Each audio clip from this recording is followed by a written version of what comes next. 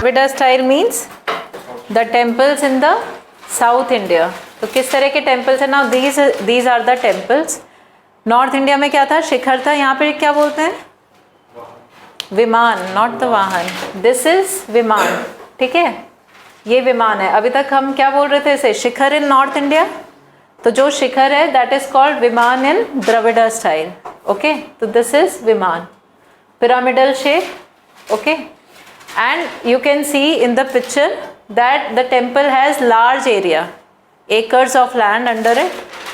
Mandapam, then water tank is also there. Some pillared halls are there. Why?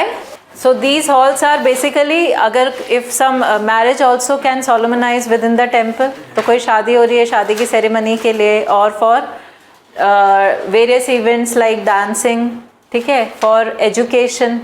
So these were the pillared halls. So that means temple was a huge area.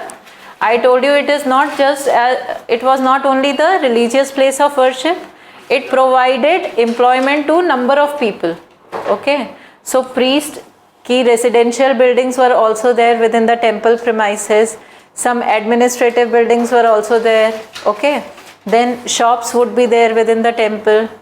So it gave employment to many people in South India. Okay,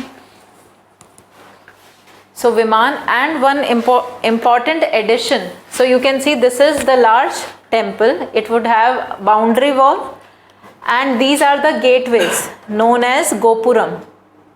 ठीक है, तो यहाँ पे gateways को बोलते हैं गोपुरम.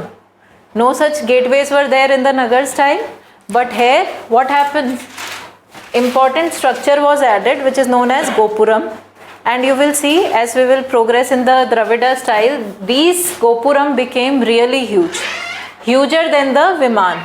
आगे जाके अब if you visit some South Indian temple you will witness that the Gopuram are huge.